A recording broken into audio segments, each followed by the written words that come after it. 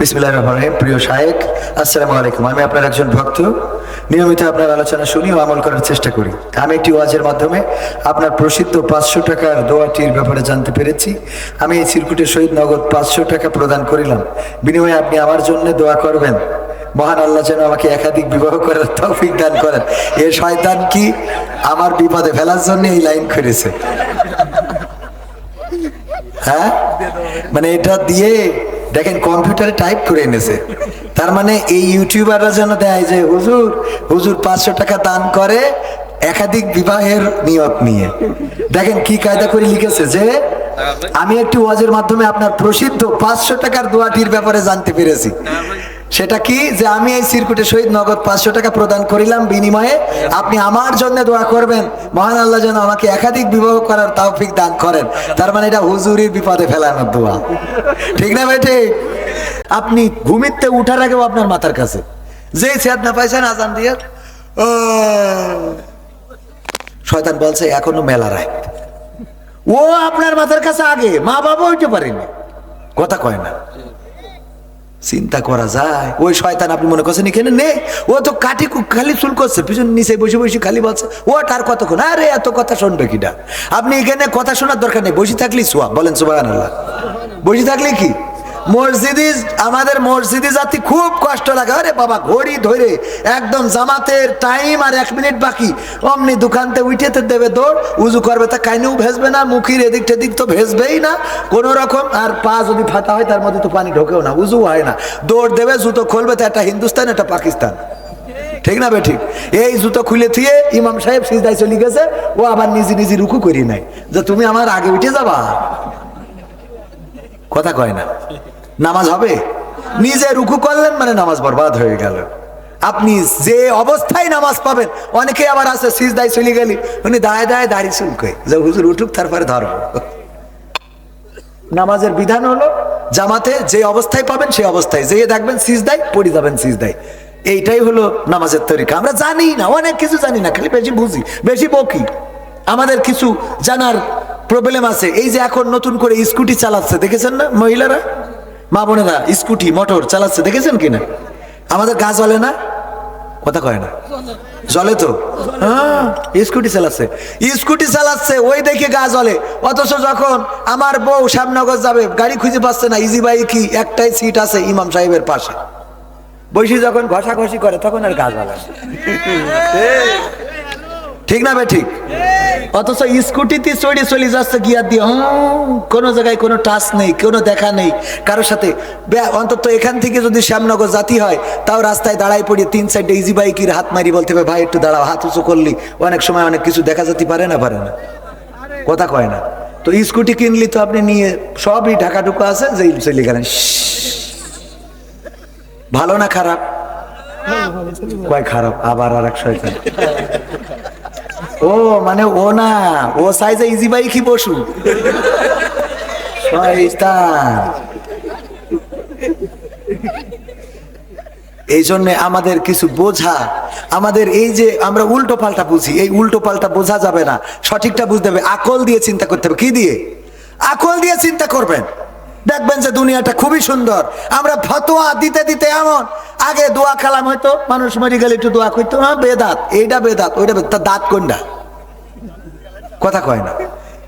ও যখন বাপ মরি গেছ ও যে মাটিতে থুয়ে দোকানে বসে বিড়ি টানছে ওইটা বেদাত না, কথা কয় না। ওইটা নিয়ে কোনোদিন বলিনি যে তোর বাপ মরি গেছ তুই এখানে চার দোকানে বসে লেডি মনি দেখছিস, খবর কি? দেখে না দেখে না, রেশমি কেমন দেয় না, হ্যাঁ এইগুলো যখন দেখে তখন কি কেউ বলে যে তোর বাপের মাটিতে তুই আসলি তুই এখনই কেনে বসে এই সিনেমা মারতেছিস, তোর আব্বার কবরে যাবে, এই কথা বলিস কেউ কোনোদিন? ও যেই আব্বার জন্য একটা দোয়ার অনুষ্ঠান করেছে হুজুরের ডেকে, হুজুরেরও দুটো খাওয়া হবে আমাদেরও দুটো খাওয়া হবে, সোয়া ভয় হোক না হোক খাওয়াটা তো হোক। এটা বেদাত, এটা বেদাত। এই বেদাত বলি বলে যা দুটো খাওয়া হচ্ছিল সেটাও বন্ধ। আমি মাঝে মাঝে বলি, একজন বলছি হুজুর আপনি যে দান করেন, এই দান করেন এ দেখাই দিলে তো সোয়াব হবে না। তা আমি কই তাও অসুবিধা কি? সব কাজে সোয়াব হতে হবে কেন? কিছু কাজ করেন মানুষের দেখানোর জন্য, করার দরকার আছে না নাই? আছে না নাই ভাইয়েরা আমার? সঙ্গীত শোনাতে বলেছে আমার ভাইজানেরা, অনেকগুলো সঙ্গীত শোনাতে হবে। যুবকের আয়োজন করেছে, বড্ড ভালোবাসে। পবিত্র কোরআন থেকে বলছিলাম, আল্লাহ রাব্বুল আলামিন বললেন, তোমরা জাহান্নামের আযাব থেকে যদি বাঁচতে চাও তাইলে আমার সাথে ব্যবসা করবা। আর সেই ব্যবসার 1 নম্বর পয়েন্ট হলো আল্লাহর প্রতি ঈমান। কার প্রতি ঈমান? কার প্রতি ঈমান? আল্লাহর প্রতি এমন ঈমান আনতে হবে যে ঈমান এনেছিল ইব্রাহিম, যে ঈমান এনেছিল ইউনুস, যে ঈমান এনেছিল মুসা, যে ঈমান এনেছিল ঈসা, যে ঈমান এনেছিল নবী মুহাম্মদ সাল্লাল্লাহু আলাইহি ওয়াসাল্লাম। যে ঈমানের জোরে এমন একটা গুহায় আল্লাহর নবী আশ্রয় নিলেন হিজরতের দিন। আবু বকর বলল, গো নবী, আর বাঁচার কোনো রাস্তা রইল না। কেন? ওই যে উপরে দেখা যায়, ওরা যদি নিচের দিকে তাকায় তাইলে আমাদের ধরে ফেলবে। ওরা সংখ্যায় অনেক আর আমরা সংখ্যায় মাত্র 2 জন। আল্লাহর নবী বললেন, ও আবু বকর, চিন্তা করো না, ওরা সংখ্যায় অনেক আর আমরা সংখ্যায় 2 জন নই, আমরা সংখ্যায় হলাম 3 জন। সংখ্যায় কয়জন? 3 জন। আল্লাহ রাব্বুল আলামিন হেফাজত করেছে না করে নাই? আল্লাহ হেফাজত করলেন। আর যারা আল্লাহর প্রতি ঈমান আনে না, যারা আল্লাহকে রব মানে না, যারা আল্লাহকে ইলাহ মানে না, তারা আমার দাদার দেশের সাথে যোগাযোগ রক্ষা করে আর বলে, দাদা গো, ও দাদা, আমার আর বাঁচার উপায় নাই রে। ঠিক না বেঠে? এখনো যারা দাদাদের মেন্ডেট নিয়ে, যারা দাদাদের মানসিকতা নিয়ে, প্রেসক্রিপশন নিয়ে এই দেশে ক্ষমতায় যেতে চায়, আমি বলবো তারা বুকার রাজ্যে বসবাস করছে। দাদাদের প্রেসক্রিপশনে আর বাংলাদেশ চলবে না। এই বাংলাদেশ চলবে এই দেশের নাগরিক যারা, এই দেশের জন্য রক্ত দিতে পারে যারা, এই দেশে যারা মরতে রাজি আছে, এই দেশে যারা বাঁচতে রাজি আছে, এই দেশের স্বাধীনতা সার্বভৌমত্ব রক্ষার জন্য যারা জীবন বাজি রাখতে পারে, তাদের প্রেসক্রিপশনে বাংলাদেশ চলবে। তাদের প্রেসক্রিপশনে বাংলাদেশ চলবে না। বর্ডারে গোলমাল করে এখন আমার বিজিবি চোখে চোখ রেখে কথা বলে। ঠিক না ঠিক? আর এতদিন আমাদের খালি মেরেছে আর আমরা খালি মরেছি আর বলেছি আল্লাহ যা করে ভালোর জন্য করে। আল্লাহ যা করে মানে যখন আর কোনো রাস্তা নেই, ভাইরা আমার, যাই হোক, এই দাদাদের দেশে যারা পালিয়ে গেল তাদের ঈমান ছিল আল্লাহর প্রতি না, তাদের ঈমান ছিল দাদাদের প্রতি। মানেন আর না মানেন, কারণ আপনি আশ্রয় চাইবেন কার কাছে? রব্বানা যালামনা আনফুসানা ওয়া ইল্লাম তাগফির লানা ওয়া তারহামনা লানাকুনান্না মিনাল খাসিরিন। আদম আলাইহিস সালাম কার কাছে আশ্রয় চেয়েছেন? আল্লাহর কাছে।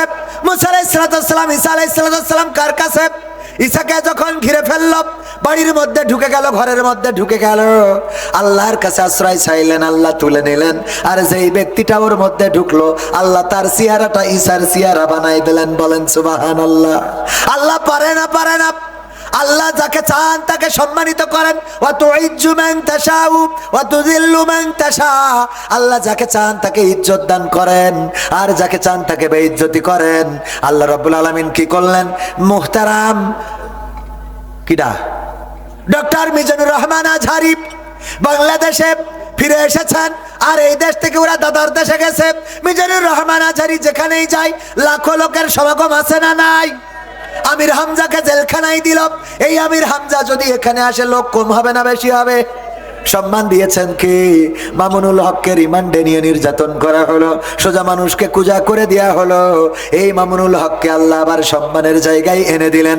রফিকুল ইসলাম মাদানী, ছোট্ট মানুষটা, বয়স বেশি হতে পারে কিন্তু মানুষটা ছোট, তার উপরে কত নির্যাতন, কত জুলুম, মাথা নত করে নাই, সারেন্ডার করে নাই। আল্লাহর কাছে নিবেদিত প্রাণ হওয়ার কারণে আল্লাহ রাব্বুল আলামিন রফিকুল ইসলাম মাদানীকে আবার বাংলার জমিনে ফিরিয়ে দিলেন। এখন যেখানে যায় জনগণের সমাগম আছে না নাই? আছে না নাই? আল্লাহ যাকে চান তাকে সম্মানিত করেন আর যাকে চান তাকে অপমানিত, অপদস্থ করেন। এটাই আল্লাহর সিদ্ধান্ত। ক্ষমতায় কেউ স্থায়ী হয় না, হোক না সে হাসিনা কিবারে না, সে আর চিরকাল থাকে না। ঠিক না বেঠে? ক্ষমতায় কেউ স্থায়ী হয় না। মুজিবুর বেশি দিন থাকেনি, জিয়াউর কেউ তো রাখেনি। মুজিবুর বেশি দিন থাকেনি, জিয়াউর কেউ তো রাখে এরশাদ চলে গেছে পৃথিবী ছেড়ে, এরশাদ চলে গেছে পৃথিবী ছেড়ে, কেউ আজ তার কথা কয় না, ক্ষমতায় কেউ স্থায়ী হয় না, হোক না সে হাসিনা কিবার হে না, সে আরটা চিরকাল থাকে না। হাসিনা ক্ষমতা ধরে রাখতে আয়না ঘর বানিয়েছিল, জনগণের রোশানো আলে দাদার দেশে পালিয়ে গেল। হাসিনা ক্ষমতা ধরে রাখতে আয়না ঘর বানিয়েছিল, জনগণের রোশানো আলে দাদার দেশে পালিয়ে গেল। ডিবি হারুনের পাশে আর, ডিবি হারুনের পাশে আর পরিমণিদের দেখা যায় না, ঠিক না বেঠে? ক্ষমতায় কেউ স্থায়ী হয় না, হোক না সে হাসিনা কিবার হে না, সে আরটা চিরকাল থাকে না। থাকে চেয়ারের মালিককে, পাওয়ারের মালিককে, জীবনের মালিককে, মৌতের মালিককে। সেই আল্লাহ যদি আমাদের সবকিছুর মালিক হয়, তাইলে আল্লাহর প্রতি নিবেদিত প্রাণ হতে হবে। আল্লাহর প্রতি যারা নিজেদেরকে সঁপে দিয়েছে, আল্লাহর কাছে যারা নিজেদেরকে সমর্পণ করেছে, তারা জেলে গেলেও হেসেছে, রিমান্ডে গেলেও হেসেছে, এমনকি ফাঁসির কাস্টে ঝোলার জন্য আব্দুল কাদের মোল্লা হাফিজাহুল্লাহ, আব্দুল কাদের মোল্লা রাহিমাহুল্লাহ, ওনার জল্লাদেরা বলল, যখন তিনি দৌড়ালেন মানুষটা ছোট, কিন্তু ফাঁসির কাস্টে যখন নিয়ে যাওয়া হচ্ছিল, তিনি আমাদের থেকে এত গতিতে হেঁটেছিলেন যে আমরা উনার সাথে হেঁটে পারি নাই। মতিউর রহমান নিজামী রাহিমাহুল্লাহ সন্তানকে ডাক দিয়ে বললেন, ওগো কলিজার টুকরা, বলো দেখি ফাঁসির কাস্টে ঝুলবো, লুঙ্গি পরে যাব নাকি পায়জামা পরে যাব? তুমি যেটা বলবা সেটা পরে যাব। আমার কবর দেওয়ার জন্য পাবনায় যাবে কে, সাথিয়ায় যাবে কে? আমার কবর দেওয়ার জন্য তোমরা যেও, কিন্তু তোমাদের মাকে সাথে করে নিও না, কারণ এই পথ তোমাদের মা যদি জার্নি করে অসুস্থ হয়ে পড়বে। মৃত্যুর আগে এমন স্বাভাবিক সাবলীল কথা শুধুমাত্র তারা বলতে পারে যারা নিজেদেরকে আল্লাহর কাছে সমর্পণ করে দিয়েছে। বলেন ঠিক কিনা? উদাহরণ দিতে যায় বলি, আমার ভাইজান গরু পালন করে। গরু কি পালন? গরু। এই গরু পালন করে, মাঠে খাওয়ার জন্য ছেড়ে দিয়ে রেখে এসেছে। আপনাদের শ্যামনগরের সাথে সুন্দরবন আছে না নাই? নদী পার হয়ে বাঘ চলে আসলো গরুকে ধরার জন্য। গরু তাড়াতাড়ি করে দৌড়ানি শুরু করে দিল, দৌড়ালো দৌড়ালো দৌড়ালো। পথিমধ্যে গরু চিন্তা করলো, বাঘের সাথে দৌড়াইয়ে তো পারা যাবে না, তাইলে কি করা যায়? পাশে থাকা নরম ক্ষেত কাদাওয়ালাই, যে এখানে কাদা ছিল না, ছিল না কাদা ছিল না এই জায়গায়, এই কাদার মধ্যে দিয়েছে লাফ। গরুকে ধরার জন্য বাঘও লাফ দিয়েছে। গরুর থেকে বাঘের গতি, দৌড়ের গতি বেশি ছিল না কম? বেশি থাকার কারণে গরু যেখানে লাফ দিয়েছে আটকে গিয়েছে। বাঘ লাফ দেওয়ার কারণে আরো 3 হাত সামনে যেয়ে পড়েছে। 3 হাত সামনে যেয়ে পড়ার পরে বাঘও আটকে গেছে, গরু আটকে গেছে। বাঘ তো টেনশন করে, কি করে বের হব, কি করে আবার সুন্দরবনে ফিরে যাব, না হলে তো বিপদে পড়ে যাব। আর গরু কোনো টেনশন ছাড়া জাবর কাটায়। কি করে? বাঘ বলতেছে, এই গরু তুই তো আসলে এই গরু। কেন ভাই, কি হয়েছে? ভাই কি হয়েছে মানে? এই গরু, তুই যদি আজকে কোনোভাবে আমি তোরে ধরে ফেলতাম, তাইলে কি করতাম? আমি তোরে খাইতাম, আমি তো বেঁচে থাকতাম, তুই মারা যাতিস, ঠিক আছে। তুই যদি দৌড় দিয়ে পালাইয়ে যাতিস, তাইলে তুইও বেঁচে যাতিস, আমিও বেঁচে যেতাম। কিন্তু এমন একটা কাজ করেছিস যে এখন তুইও মরবি, আমিও মরবো। তা বলছে, তা অসুবিধে কি? দেখো দিন অসুবিধা কি মানে? এই জন্যই তো তোর লোকে গরু বলে। আমার অসুবিধা ওইও কাজ নেই। আমার কথা হলো যে এই বিপদের মধ্যে তুই জাবর কাটাস কোন দূর, মানে চিন্তামুক্ত হয়ে তো টেনশন হয় না কেন? জাবর কাটাস কেমন? গরু এটা একটা বিষয় না? দেখবেন গরু জবাই করার জন্য একটা জবাই করে খুঁটি খুঁটি বিক্রি করা আছে, আর একটা বসে বসে জাবর কাটতে, ঠিক না ভাই? ঠিক। তো গরুর বলছিস তুই জাবর কাটাচ্ছিস, তো টেনশন হয় না কেন? গরু বলছে, ওগো বাঘ ভাই, আমি টেনশন করে করব কি, আমি দুশ্চিন্তা করে করব কি? আমার চিন্তা করার তো প্রয়োজন নাই, কারণ আমার একজন মালিক আছে। আমার মালিকের নাম কি যেন ভাই, না ভাইয়ের নাম আব্দুল আলিম ভাই মাওলানা। আমার মালিক আব্দুল আলিম মাহফিল পরিচালনা করছে। রাত্রে যখন মাহফিল শেষ করে বাড়িতে আসবে, গোয়াল ঘরের মধ্যে টর্চ লাইট মেরে দেখবে আমি আছি কি নাই। যখন দেখবে আমি নাই, তখন আমার খোঁজার জন্য মাঠে চলে আসবে।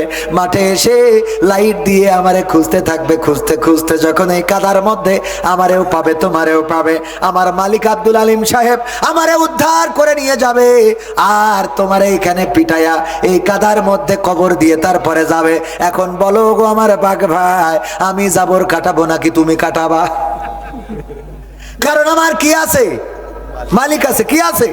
মালিক আছে। আমি তার কাছে সমর্পণ করেছি। আমি তার কথা মতো নাঙ্গল টেনে দিই, আমি তার কথা মতো জোয়াল টেনে দিই, আমি তার কথা মতো গাড়ি টানি, আমি তার কথা মতো দুধ দিই, আমি তার কথা মতো খামারে যাই, আমি তার কথা মতো গোবর দিই, যেটা দিয়ে তারা সার বানায়। আমি আমার মালিকের প্রতি এতটাই অনুগত, যা হুকুম করে তাই করে দিই। ওগো ভাইয়েরা আমার, তেমনি ভাবে যারা বলে ইন্না সলাতি ওয়া নুসুকি ওয়া মাহইয়ায়া ওয়া মামাতি লিল্লাহি রাব্বিল আলামিন, যারা মালিকের প্রতি অনুগত হয়ে যায়, যারা মালিকের কথায় নামাজ পড়ে, মালিকের কথায় রোজা রাখে, মালিকের কথায় হজ করে, মালিকের কথায় যাকাত দেয়, মালিকের জন্য মিছিলে যায়, মালিকের জন্য কোরআন কায়েমের আন্দোলন করে, মালিকের জন্য মিছিল মিটিং করে, মালিকের জন্য রাজপথে লড়াই সংগ্রাম করে, আল্লাহ রাব্বুল আলামিন তাদের এতটাই এত বড় অভিভাবক হয়ে যান যে তারা ফাঁসির কাস্টে ঝোলার সময়ও গ্রিন টি খেয়ে তারপরে ফাঁসির কাস্টে ঝোলে। বলেন সুবহানাল্লাহ। কথা কি বোঝা গেছে? মুসলমানে কি জন্য এমপিরা সব কোথায় গেল, মন্ত্রীরা সব কোথায় গেল? মানে হাতে রশিদ একখান ধরাই দিয়েছে, রশিদের গান না গালি তো বাড়ি যাই দিবেন না। এটা কি আমরা মোনাজাতের দিকে চলে যাবো, আপনাদের কষ্ট হবে? এমপিরা সব কোথায় গেল, মন্ত্রীরা সব কোথায় গেল? কোথায় কাদের কাকা? তাদের সারা দেশটা এখন লাগে ফাঁকা ফাঁকা। পালাবো না, পালাবো না, প্রয়োজন হলে ফখরুলের বাসায় গিয়ে উঠবো। ঠাকুরগাঁওয়ে বাসা আছে না? পালাবে না, পালাবে না, যাই না তবু দেখা। পালাবে না, পালাবে না, যাই না তবু দেখা। তাদের সারা দেশটা এখন লাগে ফাঁকা ফাঁকা, ওদের সারা দেশটা এখন লাগে ফাঁকা ফাঁকা। আইন মন্ত্রী আটকে গেল আইনেরই ফাঁকে, দাড়ি সারা দরবেশের ভণ্ড ভণ্ড লাগে।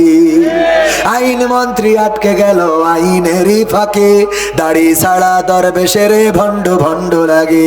শুনছি কত নেতা নেত্রী খাইতেছে ভাই ডান্ডা, বিচারপতি কালামানিকের ফাটিয়েছে আন্ডা। পলকের ঝলক গেল, পলকের ঝলক গেল থামিয়ে নেটের চাকা। তাদের সারা দেশটা এখন লাগে ফাঁকা ফাঁকা, ওদের সারা দেশটা এখন লাগে ফাঁকা ফাঁকা। কই গেল সেই সংসদেতে মমতাজের গান? কোথায় গেল হযরত বলা শামীম ওসমান? ঠিক না বেঠে? কই গেল সেই সংসদেতে মমতাজের গান? কোথায় গেল হযরত বলা শামীম ওসমান? ইনুমে নন্দীপু মনি আছে কারাগারে, বাপ করিলেও পাপ কখনো ছাড়ে কি আর তারে। কোথায় গেল স্পিকারের, কোথায় গেল স্পিকারের দৃষ্টি আঁকা বাঁকা? তাদের সারা দেশটা এখন লাগে ফাঁকা ফাঁকা, ওদের সারা দেশটা এখন লাগে ফাঁকা ফাঁকা। কোথায় গেল আরাফাত আর ব্যারিস্টার সুমন? কথা বলার সময় তারা করে নিয়োজন। মুরগি কবির খাইছে ধরা, জাফর কোথায় আছে? গোপনে কি সেও গেল মোদি দাদুর কাছে? কোথায় গেল এ সালামের, কোথায় গেল এ সালামের কাড়ি কাড়ি টাকা? তাদের সারা দেশটা এখন লাগে ফাঁকা ফাঁকা, ওদের সারা দেশটা এখন লাগে ফাঁকা ফাঁকা। এমপিরা সব কোথায় গেল, মন্ত্রীরা সব কোথায় গেল? কোথায় কাদের কাকা? তাদের সারা দেশটা এখন লাগে ফাঁকা। লাগে না? লাগে না কেন লাগে? কারণ আগে আমরা টেলিভিশন জুড়লে টেলিভিশন অন করলে কেমন করে কুমড়া দিয়ে বেগুনি বানানো যায় শিখতে পারতাম। কেমন করে বর্ষাকালে কাঁচামরিচের জন্য শুকনার সময় কাঁচামরিচ শুকিয়ে রাখতে হয়, বর্ষাকালে ভিজাইলে জ্যান্ত হয়ে যায় জানতে পারতাম। আমরা জানতে পারতাম কেমন করে কাঁঠাল দিয়ে বার্গার বানাইতে হয়, আমরা জানতে পারতাম ইফতারের সময় কেমন করে কুরমা বাদ দিয়ে বড়ই দিয়ে পেয়ারা দিয়ে ইফতারি করতে হয়। ওগো আমার ভাইয়েরা, এখন আর এইগুলো জানা যায় না রে। ঠিক না ঠিক? আমার দাদার দেশে একজন সাংবাদিক দেখি টেলিভিশনে বলতেছে, দাদা বড্ড কষ্টে আছি, আমাদের পেঁয়াজগুলো এখন কিনছে না, বাংলাদেশে রপ্তানি হচ্ছে না, দাদা গো এই পেঁয়াজ আমরা কোথায় নিয়ে যাব, দাম পাচ্ছি না। দেখেছেন না? দেখেন না? আমি বললাম আমাদের পেঁয়াজ লাগবে না, তোমাদের সরকার বলেছে বাংলাদেশে পেঁয়াজ দেবে না, আমরাও বলেছি আমাদের লাগবে না, কারণ আমাদের নেত্রী কেমন করে পেঁয়াজ ছাড়া রান্না করতে হয় শিখাইয়ে তারপরে ওই পাশে গেছে। ঠিক না বেটে? পেঁয়াজ ছাড়া রান্না শিখলাম। শুধু তাই না, আমার দাদারা গরুও দিতে চায় না, অথচ আমার দাদারা যাকে দেবতা মানে, যাকে মা মনে করে, এই বাংলাদেশ শুধু নয় গোটা বিশ্বে যত গরুর গোশের অভাব আছে সেই অভাব পূরণ করে আমার দাদারা। রাষ্ট্রীয়ভাবে সমস্ত বিশ্বের মধ্যে 1 নম্বর গরুর গোশত রপ্তানিকারক দেশের নাম হলো ইন্ডিয়া, ভারত, হিন্দুস্তান। ওরা গরুর গোশত রপ্তানি করে বিশ্বের মধ্যে 1 নম্বর হয়েছে।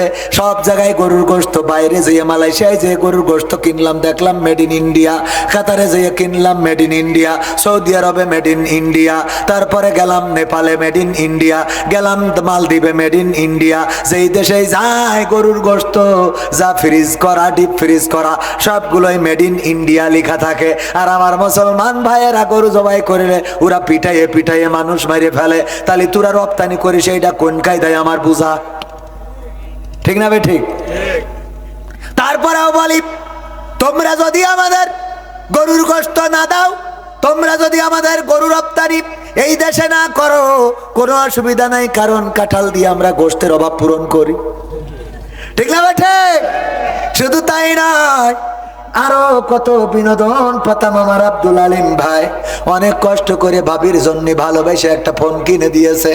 ভাবিও বলেছিল যদি একটা স্ক্রিন টাচ ফোন কিনে দিতে আমি আমার জীবনটা ধন্য হয়ে যেত। কবির বিন সামাদের এই হ্যালো দেখবো। কি দেখবে? ফোন 1 কান কিনে দিয়েছে। যেই দিন কিনে দিয়েছে ওই দিন টেলিভিশন খাটানোর পরে দেখে টেলিভিশনে বলতেছে, এই মোবাইল কে দিয়েছে? শেখ হাসিনা সরকার দিয়েছে। এইবার বাড়ি যাওয়ার পরে বলছে, এই নাও তোমার ফোন, তুমি নাও। কেন? তো বলছে শেখ হাসিনার ফোন আমি চালাবো কেন? আমি করি জামাত ইসলাম, শেখ হাসিনার ফোন চালাবো মানে? ঠিক না বেটে? এই ফোন কে দিয়েছে? কত কিছু আমরা শুনলাম, কত বিনোদন। ওগো আমার ভাইয়েরা, আর এখন সংসদ ধরে সব পালাইয়ে চলে গেল। এরপরেও 4 দোকানে বিড়ি টানা কর্মী বলে আবার ঘুরে দাঁড়াবো। বলে না? বড় বড় ধুরো মোটা দাড়ি ছিল, কেটে ফেলেছে। দাড়ি ছিল, কত বড় বড় পরহেজগার সব বেকায়দায় পড়ে গেল। 1 নম্বর আল্লাহর ওলি শেখ হাসিনা। আমি এর নিচে এর উপরে আল্লাহর ওলি খুঁজে পাইনি। তার পরিবার এসেছিল এই দেশে ইসলাম প্রচার করার জন্য, এবং সে নিজেও এত বড় ইমানদার যে ওলিয়া আউলিয়ার পর্যায়ে পৌঁছে গিয়েছিল। শুধু তাই না, সকালবেলা উঠে আগে পয়লা জায়নামাজের পাটি খোঁজে, ফজরের নামাজ পড়ে, কোরআন তেলাওয়াত করি, তারপরে দিনের শুরু করে। এরকম রুটিন মেপে কবির বিন সামাদও দিনে শুরু করে না। তাহলে কত বড় আল্লাহর ওলি চিন্তা করতে পারেন? 2 নম্বর আউলিয়া শামীম ওসমান হাফিজাহুল্লাহ, 80 রাকাত তাহাজ্জুদ না পড়ে ঘুমাতে যায় না। আমার বিশ্বাস আব্দুল আলিম ভাই মনে হয় এই মাসের মধ্যে 80 রাকাত পড়েনি। ঠিক না ভাই? ঠিক। আমি পড়িনি, তা আপনি পড়বেন কি করে? আমি জানি না যে কিটা কত পড়ে। প্রথমে ধরা হবে আমাকে, ধৈর্য ওয়াসি কল্লা দিনা কাফারুইলা জাহান্নামা জুমারা, টানতি নিয়ে যাবে হয়ে কলবি সাবাদাই টানতি। আপনারা কবেন এই হুজুর ওই দিক না তো, জান্নাত তো এই দিকে। আমি কব আমি তেজ মারা খাইছি। ঠিক না বে ঠিক? হুজুর হইছি বইলে জান্নাতের সার্টিফিকেট হাতে ধরাই দিয়েছে, এত সোজা। জামাতের রুকন বইলে আপনি জান্নাত পেয়ে গেছেন। সরমানার মুরিদ বইলে আপনার টিকিট কমপ্লিট। যে ওই একজন আমি হব না, কারণ আমি তো আল্লাহওয়ালা, আমি নামাজি, আমি রোজাদার, আমি পরেজগার। মরহুম পীর সাহেব চরমনায় বলেছিল, বাবারে এটা মাথায় রাখবা, সবাই জান্নাতি, একজন যদি হয় জাহান্নামী, ওই একজন তুমি হয়ে যেতে পারো। আবার যদি গোটা দুনিয়ার সবাই জাহান্নামী হয়ে যায় আর একজন যদি জান্নাত পায়, বাবা এটা মনে করার কোনো দরকার নাই, ওই লোকটা তুমি হবা না। সব লোক যেহেতু জাহান্নামী, তুমিও কত বড় অপরাধী, তুমিও জাহান্নামে যাবা। এমনও হতে পারে আল্লাহ তোমার কোনো গুণের কারণে, তোমার কোনো নেকামলের কারণে ওই একজন বান্দা আল্লাহ তোমাকেই সিলেক্ট করে নিতে পারি। আল্লাহ পারে না, পারে না। কার কোন কারণে আল্লাহ মাফ করে দেবেন আমরা জানি না। এই যুবকেরা মাহফিলের আয়োজন করেছে, কোরআনের এই মাহফিল তাদের নাজাতের ওসিলা হয়ে যেতে পারে। আবার অনেক আউলিয়া আছে, অনেক দাড়িওয়ালা, টুপিওয়ালা, জুব্বাওয়ালা, তারা বলে এই মাহফিল দেওয়ার দরকারটা কি, কোন কারণে দিয়েছো, আরো বাধা দেয়। টাকা তো দিল না, কেমন করে বন্ধ করা যায়, এই পরিকল্পনাকারী আল্লাহওয়ালাও হয়তো জাহান্নামের বাসিন্দা হইতে পারে না, পারে না। জান্নাতের মালিক কে? আল্লাহ যদি চাই শেখ হাসিনারেও জান্নাত দিতে পারে। কথা কয় না? আমাদের ইমাম বলছে আল্লাহ তোর মতো পাগল। আমাদের ইমাম সাবেক বলছে আল্লাহ তোর মতো পাগল যে আল্লাহ শেখ হাসিনারও জান্নাত দেবে। তা আমি বললাম আল্লাহর দয়া এত, তিনি চাইলে শেখ হাসিনা, এ তো ছোট কথা বললাম, ফেরাউনিরও ক্ষমা করতে পারে, এটা আল্লাহর এখতিয়ার, ঠিক না? বলতেছে তা আমরা রয়েছে কি করতে? কি করবেন? বাস ওখান থেকে টেনে ধরবেন। সারা জীবন আমাদের ঘরে শুয়ে দিলেন আর এখন জান্নাতে যাই সব। মনের দুঃখ এটা। কি দুঃখ? কিসের দুঃখ? মনের দুঃখ। তারপরে আর কি গান?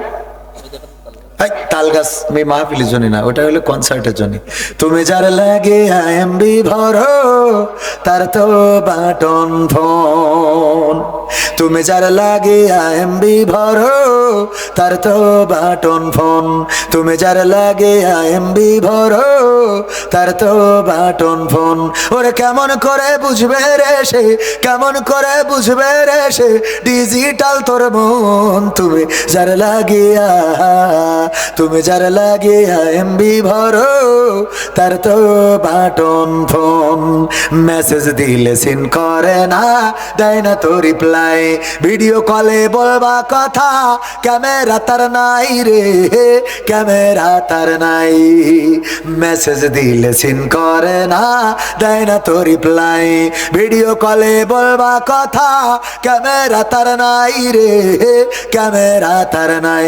ওরে ডিজিটাল এই যুগ জামানাই, ডিজিটাল এই যুগ জামানাই, অ্যানালগ তার মন। তুমি যার লাগিয়া, তুমি যার লাগিয়া এমবি ভরো, তার তো বাটন ফোন। প্রেম প্রীতি ভালোবাসা বিয়ের আগে নয়। ঠিক না বেঠে? যুবকরা বলো ঠিক না বেঠে? প্রেম প্রীতি ভালোবাসা বিয়ের আগে নয়। মনের মধ্যে রাখো যুবক আল্লাহ তাআলার ভয় রে, পরকালের ভয়। প্রেম প্রীতি ভালোবাসা বিয়ের আগে নয়। মনের মধ্যে রাখো যুবক আল্লাহ তাআলার ভয় রে, পরকালের ভয়। ওরে তবেই তুমি মুক্তি পাওয়া, তবেই তুমি মুক্তি পাওয়া দোজখের আগুন। তুমি যার লাগিয়া, তুমি যার লাগিয়া এমবি ভরো, তার তো বাটন ফোন। প্রেম প্রীতি কি বিয়ের আগে করা যাবে? না, যাবে না। তবে বিয়ের উদ্দেশ্যে যদি ছেলেরা মেয়ে দেখতে যেতে চায় যেতে পারবে, আবার মেয়ে যদি ছেলে দেখতে চায় দেখতে পারবে। ছেলে মেয়ে বিয়ের উদ্দেশ্য নিয়ে দেখতে পারবে, কিন্তু এই উদ্দেশ্য নিয়ে মেসেজ দিয়ে সেটিং করতে পারবে না। ফোন নাম্বার নিয়ে এসে আবার কল করে বলতে পারবে না আমাকে তোমার কেমন লাগে। ঠিক না? ঠিক। তোমার কেমন? মহিলা পালিতে একটা নির্বাচনের গরম মা বোনেদের থেকে একটাই এই আছে, কি এই আছে? নির্বাচনের গরম। হ্যাঁ, লেগেছে লেগেছে, ঠিক না? লেগেছে না লাগে নাই? এই জন্য আমরা দেখলাম ডাক্তার শফিকুর রহমান ছুটে চলে গেল চরমনায়ের পীর সাহেবের কাছে। ওখানে যেয়ে মুসাফা করে আসলো, হ্যান্ডশেক করলো, একসাথে একটু মিটিং মিছিল করলো। এইটা দেখার পরে আর এক আল্লাহর ওলি টুপি পরে শিখে গেল গেল রে। ঠিক না বেটে? মোটা নামাজ পড়ে না, তাওয়াই দিন নামাজে দাঁড়াইছে। ও মাশাআল্লাহ, নির্বাচনের গরম হাওয়া লেগেছে। ঠিক না বেটে? এই জন্যই আমার ডাক্তার শফিকুর রহমান গেছে। উনি বলল তোমরা গেলে তো গেলে, আমরা শুধু যাব না, আমরা যেয়ে সন্ধি করে আসবো। 10 দফা হুদাইবিয়ার সন্ধি করেছে না করে নাই? 10টা দফা, তার মধ্যে 9 নম্বর হলো ইসলামী শরিয়ার বাইরে, ইসলামী শরিয়া বিরোধী কোন আইন পাশ করবে আর ইসলামের জন্য ঐক্যবদ্ধ থাকবে। আমরাও কই ঐক্যবদ্ধ থাকো, খেলা হবে। ঠিক না বেটে? খেলা হবে। ঐক্যবদ্ধ থাকার দরকার আছে না নাই? অনেকেই মনে করে আমরা জামাত ইসলামকে ক্ষমতায় দিতে চাই, চরমনাইকে ক্ষমতায় দিতে চাই। আমি বলি তুমি বোঝোই না। যদি খালেদা জিয়া, কেন শেখ হাসিনাও যদি বলে সংসদে কোরআনের আইন কায়েম করে দিলাম, শেখ হাসিনা চট করে ঢুকা লাগবে না, আমরা ফট করে নিয়ে চলে আসবো। ঠিক না বেঠিক? কোরআনের আইন করে দিবা, তুমি শেখ হাসিনা হও, শেখ হাসিনার আব্বা হও, মা হও, কোনো অসুবিধা নেই। কিন্তু কোরআনের আইন কায়েম করবা না, তুমি জামাতের আমির, তোমার ওটা নিয়ে নামাবো। কথা কয় না? ঠিক না বেঠিক? আমরা কোরআনের পক্ষের লোক। কোরআনের আইন যারা কায়েম করবে, ওবায়দুল কাদের যদি এসে বলে কোরআনের আইন কায়েম হবে, আমরা বলবো কাকা আইসো, খেলা হবে, একসাথে থাকি খেলা। ঠিক না বেঠিক? হ্যাঁ, এটা বুঝতে হবে। শামীম ওসমান যদি বলে খারাপ, এই সংসদে কোরআনের আইন কায়েম হবে, আমরাও বলবো শামীম ওসমান সাহেব খেলা হবে। ঠিক না বেঠিক? আসো, কোরআনের আইন কায়েম যে করবে আমরা তার পক্ষে, কোরআনের আইন কায়েম করবে না তার পক্ষে আমরা যাব। কারণ কি? কারণ এই যে আমি বলছি লাইলাতুল ফেব্রুয়ারিতে তোরা খবরদার গিয়ার মারিস না, বলিস না? বলিনি? আচ্ছা, এই দিনও এই বলার পরে গিয়ার মারবে না? মারবে না। কিন্তু ওই গিয়ার মারার কারণে ধরেন একটা অঘটন ঘটায় ফেলিছে, শাস্তি মাজা পর্যন্ত গাড়ি, মানে আমার আব্দুল আলিম ভাই ধরেন যে এক জায়গায় বেকায়দা করে, আচ্ছা ওনার কথা বাদ দেন, আমি বেকায়দা করে ফেলেছি, শাস্তি কি করে নেয়নি? মাজা পর্যন্ত গাড়ি, পাথর মারা। কুপান যদি কবির বিন সামাদের এখানে জোড়ে, এটা দেখার পরে লাইলাতুল ফেব্রুয়ারিতে ওদের পিটাইও কি মোটরসাইকেল স্টার্ট করানো যাবে? কথা কয় না। ও যে কোনো ওসিলায় বলবে যে আমার মোটরসাইকেলে তেল নেই, ও উল্টো পাল্টা বলা শুরু করে দেবে। যে একজনের মতো, মানে ওই যে এমপি হওয়ার পরে এমপি অলি একজন যাই বলছে যে ভাই সাইকেল নিতে আসিলাম, এমপি বলিল যে যা যা অভাব বলবেন দেন, পিএস করিস কি ও সাইকেল দিয়ে দিয়েস, কি করিস? এমপি বাড়ি এসে বলছে কি খবর, কেউ আইলো? বলছে একজন আইলো সাইকেলের জন্য, তা দিয়ে দিছি। বলছে শয়তান, করেছিস কে? তা বলছে তা কি করবো, সাইকেল সেই বইছে। তা বলছে সেই বইস্থায় দিতে হবে। তা বলছে আপনি যে নির্বাচনের সময় বললেন যার যা কিছু দরকার আমি আছি, তা আমি সাইকেল দিয়ে দিস। বলছে পাগল, ওটা তো নির্বাচনের জন্য বলেছি, একটু বুদ্ধি খাটাতে হয়। বলবি যে সাইকেলের চেন কেটে গেছে, পাংচার হয়ে গেছে। কি হয়ে গেছে? পাংচার হয়ে গেছে। তারপরে সাইকেলের ফ্রি কেটে গেছে। তো এক চাষি গেছে, ও আবার যে এমপি বলিল যা যা দরকার নিতে হবে, ও এসে বলছে যে এমপি সাহেব বাড়ি আসেন। তা বলছে এমপি তো জনসভায় গেছে, কি দরকার? আমি তার পিএস। তা বলছে যে ওই গরু চূড়াটা নিতে আইলাম, আমার ভুঁড়িটা একটু পাশে দিতে হবে। তা বলছে আমাকে সে গরুর তো চেন কেটে গেছে। গরুর কি হয়েছে? গরুর চেন কেটে গেছে। গরুর আবার চেন কাটে? কয় এখনো তো শেষ হয়নি, ও পাংচারও হয়ে গেছে। পাংচারও হয়? কয় এখনো তো শেষ হয়নি, ওর ফিরেও নষ্ট হয়ে গেছে। এমপি সাহেব বাড়ি আসার পরে এমপি বলতেছে এই কেউ কি আসিল? কয় আসিল, আমি বুঝাইয়ে সুন্দর করে পাঠাই দিছি। কি বুঝাইছিস? কি নিতে আইলো? গরু নিতে আইলো। কি বুঝাইছিস? এই বলেছি। এমপি কয় শয়তান, এই কবি ওরা গরু নিতে আসলে তুই বলবি যে গরু গাভীর, কয়ার পড়ে গেছে, পায়ে এসে হয়েছে, হাঁটতে পারছে না, এইগুলো বলবি। ওই দিন আবার এমপির মেয়ে দেখতে আসার কথা, ঘটকা ছেলে এসে দেখতে বলছে আমরা তো আইসি মেয়ে দেখতে। কয় মেয়ে তো দেখাবো, মেয়ে তো এখন গাভীর।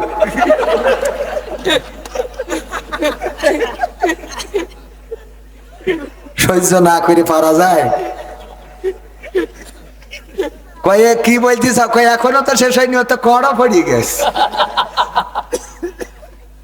তাই হয়, কয় পায়ে এসে হয়ে গেছে।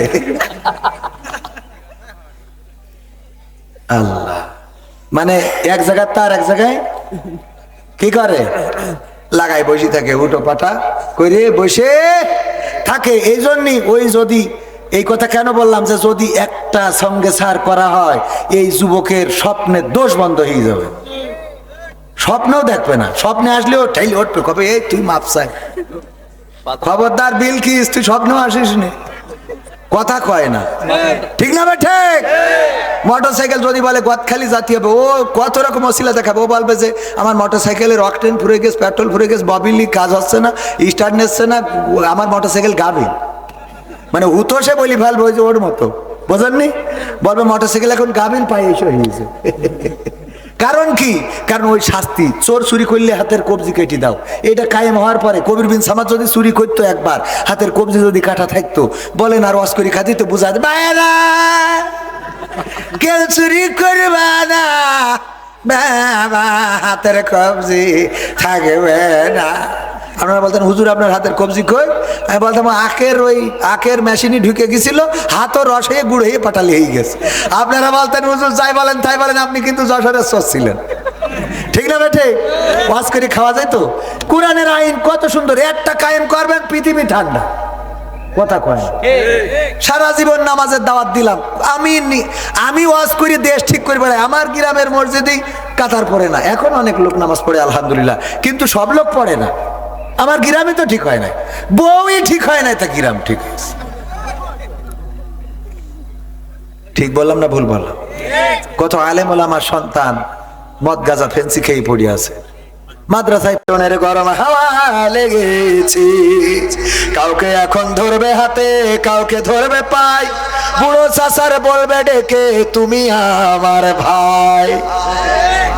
ওরে বাপুরে, আমি তো তোমার বাপের ভাই ছিলাম। হ্যাঁ চাচা, ভুল হয়েছে। কাউকে এখন ধরবে হাতে, কাউকে ধরবে পাই, বুড়ো চাচার বলবে ডেকে তুমি আমার ভাই। পকেট থেকে বের করিয়া দিবে টাকার নোট, বলবে আমি জনদরদি, দিও আমায় ভোট। এসব শুনে কলিম চাচা, এসব শুনে কলিম চাচা অনেকখানি রেগেছে, নির্বাচনের গরম হাওয়া লেগেছে। কলিম চাচা রেগেছে কেন? কলিম চাচা গেছিল ওর বোর জন্য একটা বিধবা ভাতার কার্ড নিতে, যেই বলছে বাবা আমার বোর জন্য একটা বিধবা ভাতার কার্ড দেওয়া যায় বাবা, কয় তুমি এখনো মরে সারতে পারো নি, আর বোর জন্য আইসা বিধবা ভাতার কার্ড নিতে। তা বলছে সরকারি কাজ কাম তো এখন অ্যাপ্লাই করিয়ে তুই ও পাস হতে হতে আমি মরি যাবা নাই। কি কাজ? সরকারি কাজ কাম তো, ও পাস হতে হতে আমার তেজ মারা হয়ে যাবে না। ওর বুদ্ধি ঠিক আছে না নাই? নির্বাচনের গরম হাওয়া লেগেছে, পড়বে নামাজ উজু ছাড়া কেমন ইমানদার, জানে না কোনটা কিসের নামাজ, কোনটা জানাজা। আছে না নাই? জানাজার নামাজে ইমাম সাহেব যখন দ্বিতীয় তাকবীর দেয় আল্লাহু আকবার, যদিও তাকবীরে ওই ঈদের নামাজের মতো হাত উঠানোর দরকার নাই, দ্বিতীয় তাকবীর যখন ইমাম বলে আল্লাহু আকবার, জানাজার নামাজ কয় তাকবীরে? কয় তাকবীরে?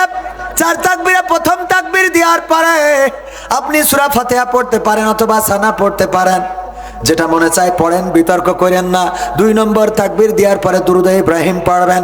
3 নম্বর তাকবীর দেওয়ার পরে দোয়া পড়বেন। দোয়া আল্লাহুম্মা মাগফিরলি হাইয়িনা ওয়া মাইয়িতিনা ওয়া শাহিদিনা ওয়া গায়বিনা ওয়া সাগিরিনা ওয়া কাবিরিনা ওয়া যাকারিনা ওয়া উনসানা। মুখস্থ আছে না নাই? কয়জনের আছে? বুকি হাত দে, আমি হাত তুলাচ্ছি না, বুকি হাত দে মনে করি দেখেন। এই জানাজার দোয়াও পারে না মুসলমান। আল্লাহর ফেরেশতারা যদি বলে তোর কোনো কিছু করতে হবে না, আজ তোর যে জানাজা পড়াইলো এই দোয়াটা কর, মাফ করে দিলাম, তাও যে কজন ধরা খাবে আল্লাহ বিশ্বাস করেন আপনি? কত লোকের ধরলাম, বলেন তো জানাজার দোয়া কলেমায় তো এবারটা পড়েন তো, লা ইলাহা ইল্লা আনতা সুবহানাকা ইন্নী কুনতু মিনাজ জালিমিন। এই হলো কলেমায় তো এবার সহ্য না করে পারা যায়। এই দেখেন না, আছে না নাই? ইসলামের স্তম্ভ কয়টা? কচ্ছে দুইটা। কি কি? বলছে মা বাবার খেদমত আর বিয়ে করা। বললাম তাও ভালোটা রাখিছেন, বিয়ে করাটাও না থাকলে তো বেকায়দা হয়ে যেত।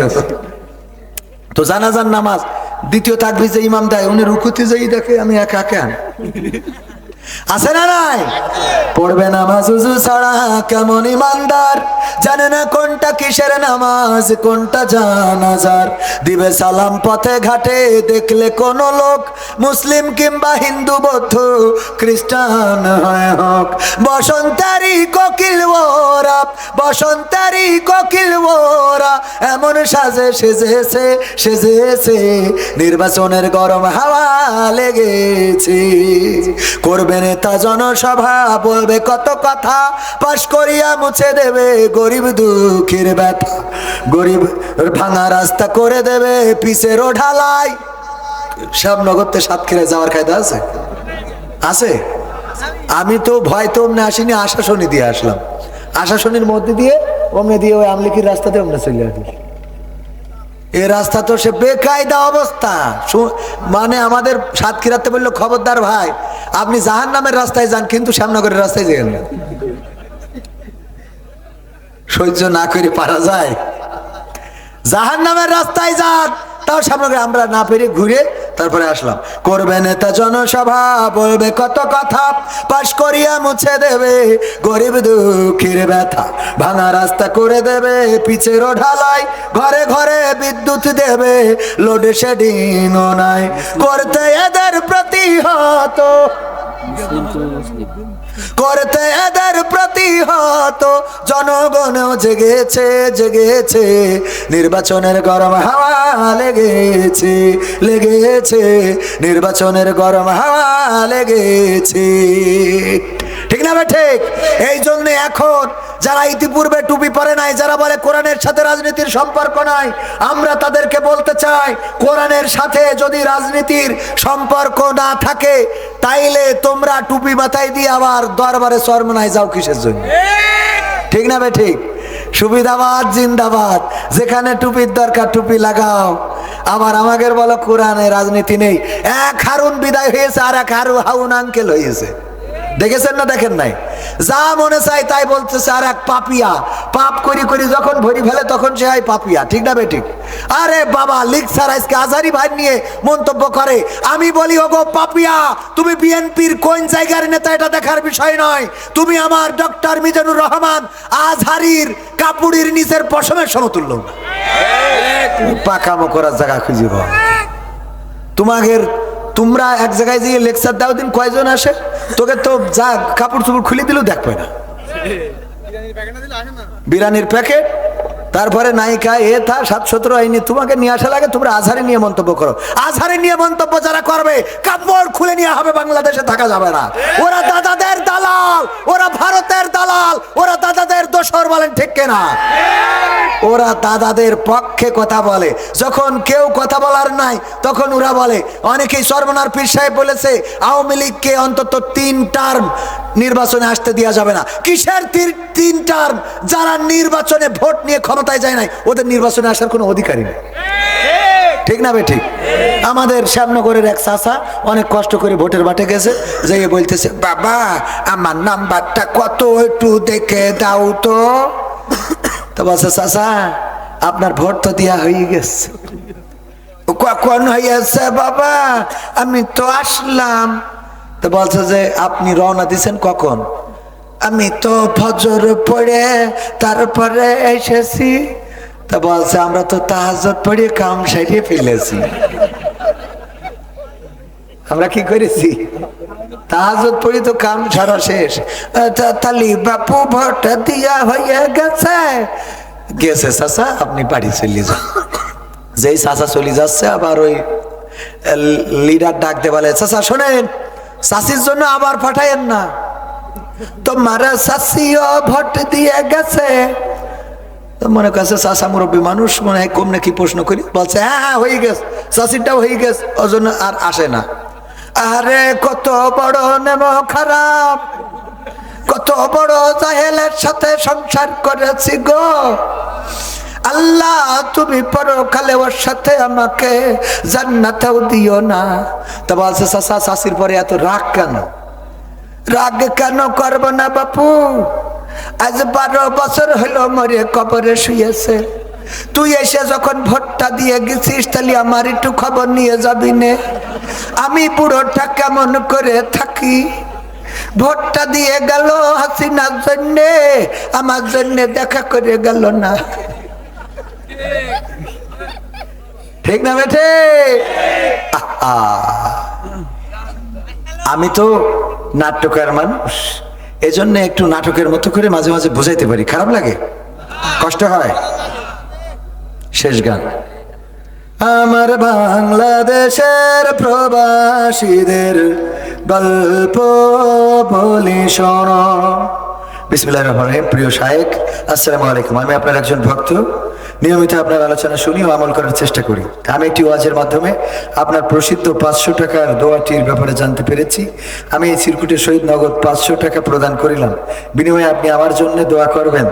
মহান আল্লাহ যেন আমাকে একাধিক বিবাহ করার তৌফিক দান করেন। এ শয়তান কি আমার বিপদে ফেলার জন্য এই লাইন করেছে? হ্যাঁ, মানে এটা দিয়ে দেখেন কম্পিউটারে টাইপ করে এনেছে। তার মানে এই ইউটিউবাররা যেন দেয় যে হুজুর হুজুর 500 টাকা দান করে একাধিক বিবাহের নিয়ত নিয়ে। দেখেন কি কায়দা করে লিখেছে যে আমি একটি ওয়াজের মাধ্যমে আপনার প্রসিদ্ধ 500 টাকার দোয়াটির ব্যাপারে জানতে পেরেছি। সেটা কি? যে আমি এই চিরকুটের সহিত নগদ 500 টাকা প্রদান করিলাম, বিনিময়ে আপনি আমার জন্য দোয়া করবেন মহান আল্লাহ যেন আমাকে একাধিক বিবাহ করার তৌফিক দান করেন। তার মানে এটা হুজুরির বিপদে ফেলানোর দোয়া। ঠিক না ভাই? ঠিক। যে আমি 500 টাকা করে প্রতি মাহফিলে কালেকশনের সময় দিই। কেন দিই? কারণ আমি টাকা চাবো, আমি দেব না, তাইলে এটা হবে? আল্লাহ বলেছেন ইয়া আইয়ুহাল্লাযীনা আমানু লিমা তাকুলুনা মা লা তাফআলুন। ওগো ঈমানদারেরা, এমন কথা বলো না যা তোমরা কাজে পরিণত করো না। সুতরাং কাজে পরিণত করতে হলে আগে নিজের পকেট থেকে দিতে হবে। মসজিদের ইমাম সাহেব দেখি এক জায়গায় ওরে বাবা ইতিকাফ নিয়ে ট্রল করতেছে। কি নিয়ে? ইতিকাফ নিয়ে। কয় আমার নানা ইতিকাফে বসেছে, বসার পরে আমি গেছি সেহরি করে, যাওয়ার পরে মসজিদে যেয়ে দেখি ধুমা উঠতেছে মশারির ভিতর দিয়ে। আমি বললাম কি না না কয়েল ধরাইছাও নাকি? কইস নে বাজার, এই সেহরি খাওয়ার পরে একটা না টানলি সারাদিন রোজাটা মনে হয় পাঞ্চে পাঞ্চে হয়ে যায়। তো সে আবার ইতিকাফের অনেক ফজিলত বর্ণনা করলো। আমি বললাম, আমি মনে মনে কইলাম যে পীর সাহেব ও যদি বিড়ি উঠানে তাও তো ইতিকাফে বসিস, তুই তো ইতিকাফে না বসে সমালোচনা করতেছিস। কথা কয় না? আমরা ইতিকাফের ফজিলত বর্ণনা করি, অথচ মসজিদের ইমাম ইতিকাফে বসেন। দেখবেন আপনি মসজিদগুলো মুয়াজ্জিন ইতিকাফে নাই, ফজিলত বর্ণনা করে কে? ইমাম সাহেব। অথচ ইতিকাফে সারা বছর 10 দিন তো দূরের কথা 3 দিনও বসে না ইমাম সাহেব। ওর ব্যস্ত থাকে, খুব ব্যস্ত। আবার বাবা যদি কেউ একবার ইতিকাফ করতে পারে তার 3 তালা জান্নাত, তো তোর লাগবে না? কথা কয় না। আমি এই দুঃখে মরে যাই। আবার ওরা আমার পিছনে কাটি করে, কবির বিন সামাদকে স্টেজ উঠাইছে কিরা? আল্লাহ। তোরা বলিস যে আল্লাহর কথা ছাড়া, আল্লাহর হুকুম ছাড়া গাছের পাতা নড়ে না, তা আল্লাহর হুকুমে আমি স্টেজে এসে বসেছি, তো তোর অসুবিধা কি? কথা কয় না। হুজুররাই তো বললো যে আল্লাহর হুকুম ছাড়া গাছের পাতা নড়ে না, তা আমায় আল্লাহর হুকুম না হলে আমি এখানে এসে বসতে পারবো? তা আমি আল্লাহর হুকুমে এসে বসলাম, তোর জলে, তাহলে তো তুই শয়তান। আমার কথা বোঝেননি মনে হয়? ঠিক তো না ভাই? ঠিক। তোগের ফতোয়া অনুযায়ী তো তোরা বিপদে, আমার ফতোয়া লাগবে না। তুমি তো বললে যে অতুইজ্জু মান তাশাউ ওয়া তুযিল্লু মান তাশা, আল্লাহ যা চাই তার ইজ্জত দেবে, যা চান। তা আল্লাহ আমার সম্মান দিয়ে যদি এরকম একটা কাঠের চেয়ারে বসায়, তা আমি কি করবো? আল্লাহ সম্মান দিয়েছে, কোরআনেই বলেছে। তা তোর আবার এখন চলে, তাহলে তো তুই কোরআনও মানিস না, তুই তো জাহেল। কথা কয় না? হ্যাঁ, তাহলে বুঝতে হবে। তারপরে কি লিখেস? অনুগ্রহপূর্বক একটু ভালোভাবে দোয়া করবেন যাতে আমার এই সৎ ইচ্ছাটি অবিলম্বে পূরণ হয়। আল্লাহ তোর 4টি বিয়ের অবস্থা করে দিক। আমিন।